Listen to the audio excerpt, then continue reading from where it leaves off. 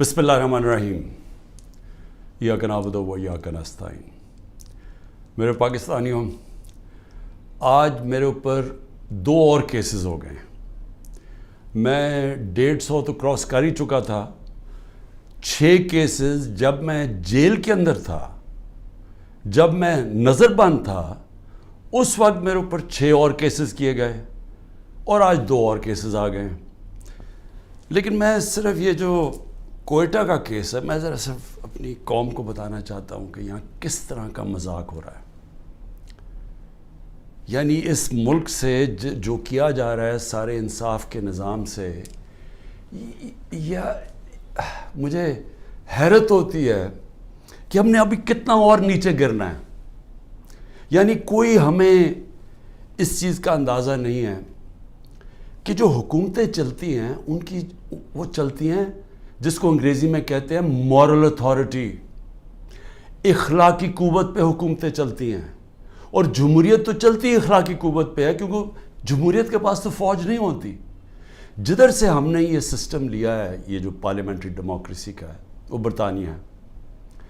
برطانیہ کے اندر صرف ان کی اخلاقیات دیکھ لیں کہ ان کا پرائم منسٹر بورس جانسن جو بھاری اکثریت سے جیتا تھا، صرف ایک چیز کے اوپر کہ جی اس نے کرونا کے دنوں میں جب سوشل ڈسٹنسنگ تھی، جب لوگوں کو کہا تھا اکٹھے نہ ہو، اس نے اپنی آفس کے بعد لوگوں کو جمع کر لیا۔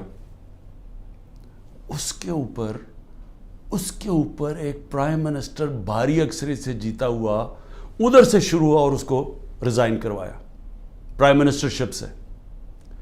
ایک ان کا پرائم منسٹر تھا ہیرلڈ میکملن، اس کا جھوٹ پکڑا گیا، اس کو ریزائن کروا دیا۔ کیونکہ ان کی جو جمہوریت ہے اس کی بنیاد رکھی ہوئی ہے اخلاقیات کے اوپر، کہ جو اوپر پہنچ جاتے ہیں، جو حکمران طبقہ بن جاتا ہے، وہ اپنی مثال سے قوم کو چلاتا ہے۔ وہ ڈنڈے سے نہیں چلاتا، کیونکہ وہاں انسان ہیں، آزاد ہیں، وہ جانور نہیں ہیں جو ڈنڈے مار کے ان کو کبھی ادھر کر دو کبھی ادھر کر دو۔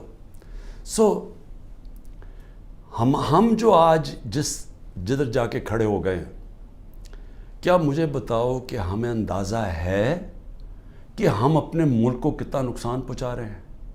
کیونکہ جو قومیں ہیں معاشی طور پہ بعد میں مرتی ہیں، پہلے اخلاقی تباہی ہوتی ہے قوم کی۔ پہلے جب ایک قوم امر بالمعروف سے ہٹتی ہے تو ادھر سے اس کی تباہی شروع ہوتی ہے۔ اور جب ان کی بنیاد رکھی جاتی ہے عظیم قوموں کی، تو وہ مدینہ کی ریاست پہ 2 چیزوں پہ رکھی گئی تھی: عدل اور انصاف، اور انسانیت۔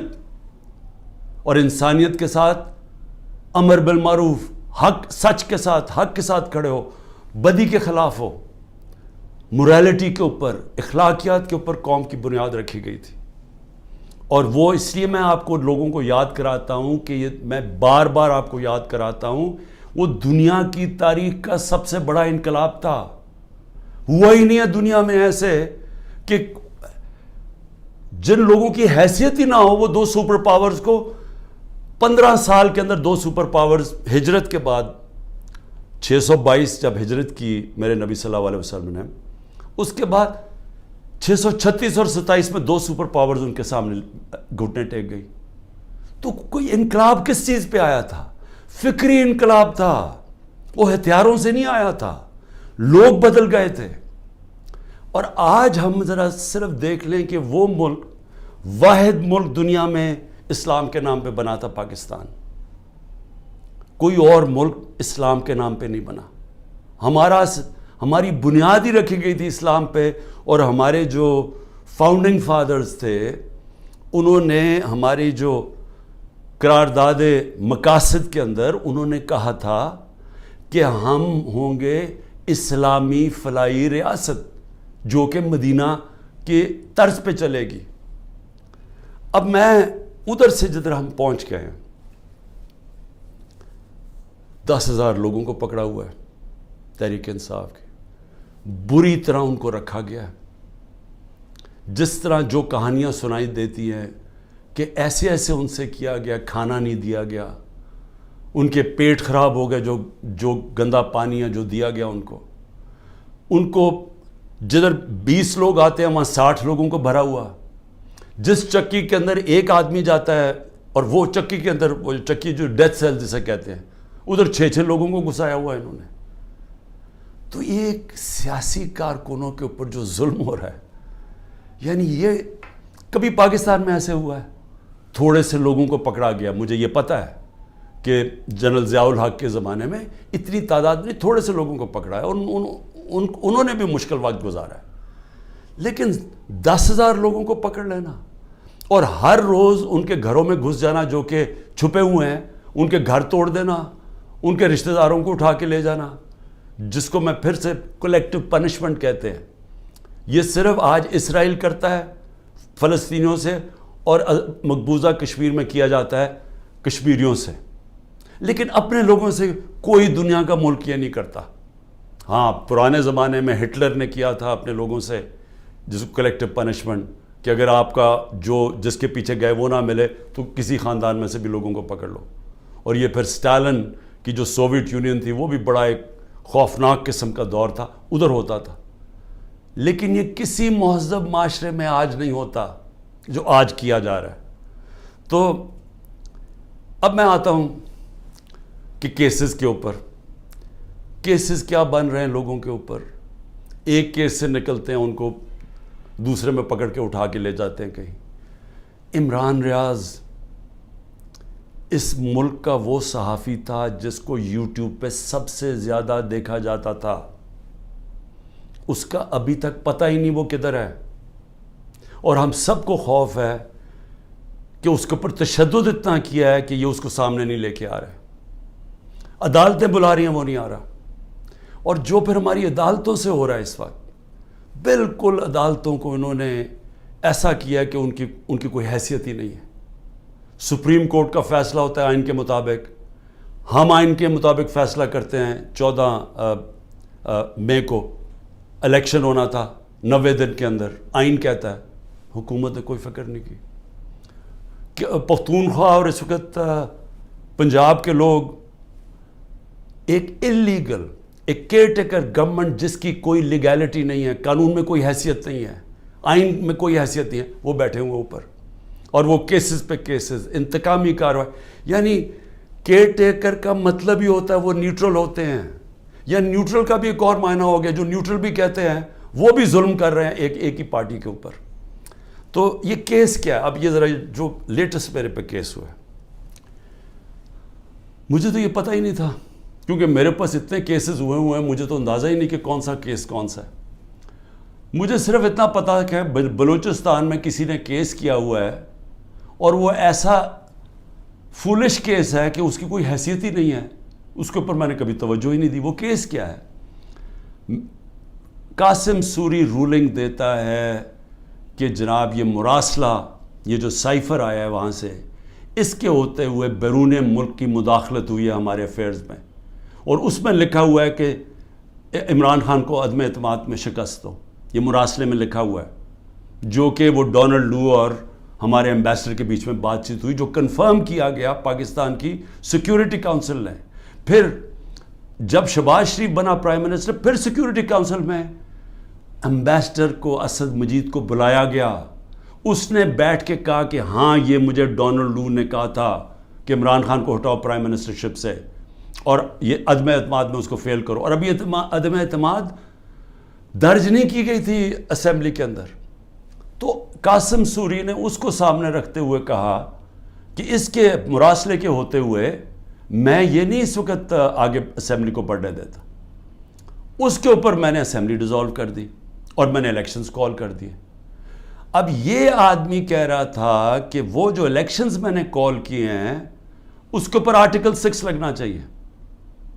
تو سپریم کورٹ نے تو پہلے ہی رولنگ دے دی تھی. انہوں نے تو اس کا صرف قاسم سوری کا جو رولنگ تھی اس کو انہوں نے ان لافل ڈکلیئر کر دیا. لیکن میں نے تو اس رولنگ کے اوپر فیصلہ کیا تھا کہ اسمبلی ڈیزالو ہونی چاہیے اور الیکشن اناؤنس کر دیتا ہوں. تو میرے اوپر تو کچھ تھا ہی نہیں, تو کیس میں تو کوئی حیثیت ہی نہیں تھی. اس آدمی کا وکیل کا قتل ہوتا ہے, فیملی ساری کہتی ہے کہ خاندانی دشمنی تھی، اس پہ قتل ہوا ہے.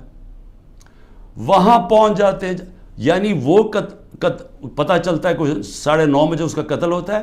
4 گھنٹے کے اندر لا منسٹر پریس کانفرنس کر دیتا ہے کہ عمران خان اس میں ملوث تھا. 4 گھنٹے. کبھی سوچیں کہ کوئی قتل ہوا ہے، کوئی انویسٹیگیشن ہوتی ہے، کوئی پتہ چلتا ہے، وہ 4 گھنٹے میں کہتا ہے عمران خان اس کے اندر ملوث ہے. اور اس کے بعد کیا ہوتا ہے؟ اس کے بعد آئی جی اٹھاتا ہے اس کے بیٹے کو، رات تک آئی جی اس کو اپنے پاس رکھتا ہے، اور اس سے پھر ایک اور سٹیٹمنٹ آ جاتی ہے کہ جی یہ عمران خان نے قتل کروایا میرے باپ کو. اب پہلے میں یہ سمجھنا چاہتا ہوں کہ عمران خان نے کتنے اپنے زندگی میں قتل کروائے. 150 سے اوپر تو میرے اوپر کیسز ہیں. تو کیا میں ادھر بھی کسی کو قتل کروانے کے چکر میں ہوں؟ اور وہ کیس جس نے آگے بڑھنا ہی نہیں تھا، جو میرے وکیلوں نے بھی کہا کہ جس نے کس طرح آرٹیکل 6 میرے اوپر لگا سکتے تھے، جبکہ سپریم کورٹ نے رولنگ دے دی تھی اس پہ، تو میرے اوپر تو وہ ہو ہی نہیں. اور پھر آرٹیکل 6 کا جو ہوتا ہے یہ گورنمنٹ کرتی ہے، یہ کبھی انڈیویجول نہیں کرتا. تو یہ وہی ایک ان میں سے کیسز تھے جنہوں میں ان میں مجھے پھنسایا ہوا تھا. اب یہ سوچے کہ اس کے اوپر میرے اوپر انہوں نے 302 کا مقدمہ کر دیا اور میرے اوپر قتل کا کیس کر دیا. واضح ہے، مجھے نظر آ رہا ہے کہ کیا کرنا ہے. اتنے زیادہ کیسز ہیں. میں اب اسلام آباد جانا ہے کل، کوئی 16 کیسز کے اوپر میں نے بیل لینی ہے. 16 کیسز کے اوپر. کبھی کسی اور پولیٹیکل لیڈر کے اوپر کبھی ایسا ہوا ہے؟ مجھے بتائیں. ان لوگوں نے جنہوں نے 30 سال سے ملک لوٹ رہے تھے، ان کی وہاں اربوں ڈالر کی جائیدادیں پڑی ہوئی ہیں. ان کے رہن سہن ذرا جا کے دیکھیں. ایک بیٹا 20 ارب کے گھر میں رہ رہا ہے، دوسروں دیکھو ان کو اربوں روپے کی پراپرٹیز ہیں. ان کے کسی کو کوئی ہوٹل کسی کے نام پہ ہیں. یہ ساری چیزیں یہ ابھی سے نہیں، یہ مجھے باقاعدہ ISI سے انفارمیشن ملتی گئی ہے 20 سال سے. جنرل امجد جب نیب کے ہیڈ تھے پہلے بنے، انہوں نے ہمیں تب کی دی تھی، انہوں نے جو 11 سال میں چوریاں کی تھی. اس کے بعد مسلسل ہمیں انفارمیشن ملتی رہی. جب اس کے بعد جب ہماری گورنمنٹ آئی تو اس کے بعد ہماری اپنی ایجنسیز انفارمیشن دیتی تھی. ISI بتاتی تھی کہ انہوں نے کیا کیا ان کی پراپرٹیز ہیں. اس سے پہلے بھی دیتی تھی، جب ان کی 10 سال دونوں نے حکومت کی تب ملتی رہی. ان کے اوپر تو کوئی اس طرح کی چیزیں نہیں ہوئی. وہ جیلوں میں بھی رہتے تھے تو وہ آرام سے رہتے تھے. وہاں تو کوئی اس طرح کا ذرا ان کے دیکھے تو صحیح ماضی میں کہ ان کے اوپر کیسز کیا تھے اور یہ رہتے کیسے تھے اور ان کے اوپر کیا ہوا. یہاں مجھے بتائیں کہ یہ کوئی کیس ہے؟ کوئی مانے گا پاکستان میں کہ عمران خان نے جا کے کوئٹہ میں قتل کروا دیا کسی کو کیونکہ اس کو ڈر لگا ہوا تھا کہ وہ کیس کامیاب ہو جائے گا؟ اور پھر کتنے یعنی ماضی بھی ہے. رانا ثناء اللہ کا تو یہ عابد شیرلی کا باپ کہتا ہے 18 قتل کیے ہیں اس نے. فیصل آباد میں جائیں وہ کوئی اس سے زیادہ قتل بتاتے ہیں. شہباز شریف کی تو رپورٹ ہے ہیومن رائٹس کی یا ایمنسٹی کی کہ اس نے 97 سے 99 تک 770 لوگوں کو پولیس مقابلے میں مروایا ہے. اس کے اوپر تو عابد باکسر نے ٹی وی پہ آ کے کہا کہ اس نے قتل کروائے ہیں. عمران خان کے اوپر بتائیں کس نے کہا کسی کو قتل کیا؟ تو یہ جو قتل کا کیس انہوں نے کیا ہے اس کا مقصد ہی ایک ہے کہ کسی نہ کسی طرح عمران خان کو پکڑ لو. اور میں اب کل اسلام آباد جا رہا ہوں، میں تو پورا تیار ہوں، میں تو تیار ہوں کہ پھر سے مجھے یہ پکڑیں گے. لیکن میں کچھ اور آج کہنا چاہتا ہوں. میں آج اپنی پارٹی کو بھی ساروں کو یہ آج کل چیزیں بتاتا ہوں کہ اب آپ کو سمجھ آئی کہ میں نے 27 سال انصاف کی تحریک کیوں شروع کی تھی. کیونکہ یہ جو ہمارے سے ہو رہا ہے، جو میرے سے ہو رہا ہے، جو میرے لوگوں سے ہو رہا ہے، یہ پاکستان کے عام آدمی سے ہر وقت ہوتا ہے جب طاقتور کے سامنے وہ کھڑا ہوتا ہے. پوچھے ذرا آج اندرون سندھ میں جو ہوتا ہے لوگوں سے، کیا یہ مخالفین کے ساتھ کرتے ہیں، کس طرح یہ FIR پولیس کا استعمال کرتے ہیں، لوگوں کو غلام بنایا ہوا ہے. بیچارے اتنے لوگ ڈرتے ہیں وہاں ان سے کیونکہ لوگ تو بے بس ہیں. میرے پاس تو میں خوش قسمت ہوں کہ انصاف لائر فورم میری پوری مدد کرتا ہے. انصاف لائرز، ان بیچاروں کے پاس کیا ہوتا ہے جب ایک کمزور آدمی، ایک کسان، ایک مزدور، ایک بیچارہ چھوٹی دکان والا، جو ایک لو گریڈ کے تنخواہ دار لوگ، یعنی میں بات کر رہا ہوں جو کمزور لوگ جن کے پاس پیسے بھی نہیں ہیں، وسائل بھی نہیں ہیں، وہ ان کو جب وہ طاقتور کے سامنے وہ کھڑے ہوتے ہیں تو سوچیں ان کا کیا حال ہوتا ہے. یہ 75 سال سے ان کا یہ حال ہے. یہ جو میں بار بار آپ کو کہتا ہوں کہ جب تک یہ قوم آزاد نہیں ہوگی، جب تک انصاف نہیں آئے گا، تو انصاف تو آنے دیا ہی نہیں ہے. یہ اوپر سے جو سنبھال کے بیٹھے ہوئے سسٹم، یہ تو قانون کے اوپر ہے. چوری کریں، سب کچھ ہو رہے ہیں، NRO مل جاتا ہے، طاقتور کو پوچھنے والا نہیں ہے. مجھے گولیاں لگتی ہیں، میں اپنی FIR نہیں کٹوا سکتا کیونکہ دوسرا اتنا طاقتور تھا. اور یہ کمزوروں سے ہر روز جب طاقتور سے ٹاکرا پڑتا ہے، جب ان کی زمینوں پہ قبضہ ہوتا ہے، وہ بے بس ہو جاتے ہیں. کوئی ان کو پوچھنے والا نہیں ہوتا. کیوں قبضہ گروپ امریکہ میں نہیں ہے، انگلینڈ میں نہیں ہے؟ کیوں ڈیولپ ملکوں میں جدھر رول آف لا ہے وہاں کیوں نہیں قبضہ گروپ؟ کیونکہ وہاں لوگوں کی حفاظت کرتا ہے. کمزور کو طاقتور سے تحفظ دیا جاتا ہے. انصاف کے نظام میں ان کے فنڈامنٹل رائٹس کی حفاظت کی جاتی ہے. تو یہاں تو جو آج ہو رہا ہے، یعنی تھوڑا بہت جو ملک چل رہا تھا اس طرف، کہ جب وہ لائرز موومنٹ شروع ہوئی 2007 میں، اور کرتے کرتے ایک آزاد عدلیہ کی طرف گئے تاکہ وہ ہمیں بچائے گی اگر حکومت ہمارے سے ظلم کرتی ہے، تو یہ تو سارا ہی ختم ہو گیا. اب تو ہم وہ پہنچ گئے ہیں جو مجھے تو نہیں یاد، یہ تو وہ بدترین مارشل لاز میں پہنچ گئے ہیں. ہمارے تو سارے فنڈامنٹل رائٹس ختم ہو گئے ہیں آج. یعنی اس طرح کا کیس اور اس طرح کے کیسز. ذل شاہ کو پولیس اٹھا کے لے کے جاتی ہے، اس کو 3 لوگوں کو چھوڑ دیتی ہے، وہ گواہ تھے، اس کو لے جاتی ہے، اس کو علیحدہ لے جاتی ہے. اس کے بعد اس کی لاش پڑی ہوئی ملتی ہے سڑک پہ، جو کہ کوئی اٹھا کے جا کے سروس ہاسپٹل لے جاتا ہے. میرے اوپر قتل کا لگ جاتا ہے 302 کا. اس کے اوپر مجھے کہتے ہیں کہ میں نے اسے قتل کیا. اس کے بعد رپورٹ آتی ہے 3 دن کے بعد، پوسٹ مارٹم رپورٹ آتی ہے جس میں بتاتا ہے کہ 26 جگہ کے اوپر اس کے اوپر تشدد کیا گیا. 26 جگہ پہ. تو ایک دم وہ گھبرا جاتے ہیں کیونکہ وہ تو کسٹڈی میں تھا، تو میں نے کیسے اس کے اوپر تشدد کیا ہوگا. لہٰذا وہ پھر رپورٹ چینج ہوتی ہے، ایکسیڈنٹ بتایا جاتا ہے، اور ایکسیڈنٹ میں پھر مجھے ملوث کر دیتے ہیں کہ شاید مجھے کوئی انفارمیشن تھی اور میں نے بتائی نہیں. یہ ہو رہے ہیں کیسز یہاں آج. اور یہ سارے اس وقت کوئی تحریک انصاف کا اس کو ان کیسز میں ڈالا جا رہا ہے. لیکن اس سے ہٹ کے یہ ہر وقت کمزور کے اوپر ظلم ہوتا ہے اس ملک کے اندر. اور اگر آپ میرے سے پوچھیں کہ ہمارا ملک آگے ہی نہیں بڑھا، تو حضرت علی کا قول ہے کہ کفر کا نظام چل جائے گا، لیکن اس طرح کا ظلم اور ناانصافی کا نظام نہیں چل سکتا. اللہ نے اپنے سارے جو پیغمبر بھیجے تھے دنیا میں، سب ایک چیز کہتے تھے، انصاف کے لیے کھڑے ہوئے تھے سارے پیغمبر. اللہ کے قرآن میں آپ پڑھیں انصاف کے اوپر کتنا زور دیا ہوا ہے، کیونکہ انصاف سے ہی انسان آزاد ہوتا ہے، اور آزاد انسان کی پرواز اوپر ہوتی ہے، وہی خوشحالی لے کے آتا ہے. اس لیے تو جو آزاد ملک ہیں وہ خوشحال ہیں. آپ دیکھ لیں جدھر انصاف ہے وہاں آزادی ہے، وہ خوشحالی ہے. جدھر انصاف ہے وہاں حقیقی جمہوریت ہے. جن ملکوں کے اندر انصاف نہیں ہے وہاں جمہوریت نہیں آ سکتی. لہٰذا میں آج اپنی قوم کو یہ کہنا چاہتا ہوں کہ میں تو جیل کے لیے تیار ہوں اور ہر چیز کے لیے تیار ہوں، لیکن میں کبھی اس ظلم اور اس طاقت کے حکمرانی کے سامنے کبھی نہیں جھکوں گا. اور میں آج آپ سب کو کہتا ہوں، آپ نے کبھی نہیں جھکنا. کیونکہ ایک میری بات یاد رکھ لینا، جس دن آپ نے اس ظلم کو قبول کر لیا اور یہ ناانصافی کے نظام کو، ملک نہیں رہے گا. کوئی قوم نہیں سروائیو کرتی اس طرح. جس قوم کے اندر اس طرح کا ظلم ہوتا ہے وہ نہیں سروائیو کرتی.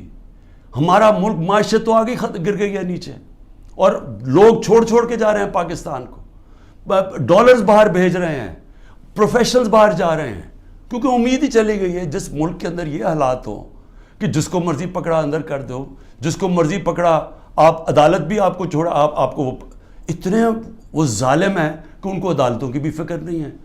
تو میڈیا کا ویسے منہ بند کر دیا ہے. میڈیا جو اتنی مشکلوں سے اپنے آپ کو آزاد کیا تھا میڈیا نے اسٹرگل کر کے پچھلے 20 سالوں میں, آج میڈیا کا حال دیکھیں, کوئی بات ہی نہیں کر رہا کہ یہ ہو کیا رہا ہے اس ملک کے ساتھ. سو اس لیے میں اپنی ساری قوم کو پھر سے یہ پیغام دینا چاہتا ہوں کہ میں آخری سانس تک اس ظلم کے نظام کا مقابلہ کروں گا. جب تک میرے ملک میں حقیقی آزادی نہیں آئی میں اس کی جد و جہد کروں گا. جو مرضی کر لیں, جیلوں میں ڈالیں, جو مرضی کریں, دھمکیاں دیں. سیکیورٹی میری ساری لے لی ہے. جو میرا سیکیورٹی کا جو چیف تھا کرنل آصف, وہ غائب ہوا ہے. جو گاڑیاں تھیں جو سیکیورٹی کی 2 گاڑیاں ساتھ جاتی تھیں ان کو پولیس اٹھا کے لے گئی ہے. یہاں سارا جو ہمارے ساتھ جو احمد نیازی جو بھی لوگ تھے سب چھپے ہوئے ہیں کیونکہ ان کے اوپر FIRs کر دی ہیں. اور پھر یہ سمجھتے ہیں کہ شاید اس کی وجہ سے میں ان کے پاس جاؤں اور کہوں کہ جی مجھے معاف کر دو کہ میں نے آزادی کی بات کی تھی, مجھے معاف کر دو. اور میں آپ قوم کو بھی کہنا چاہتا ہوں, کبھی نہ اس نظام کو قبول کرنا.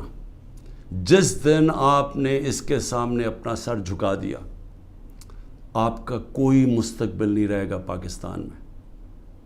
پاکستان زندہ باد.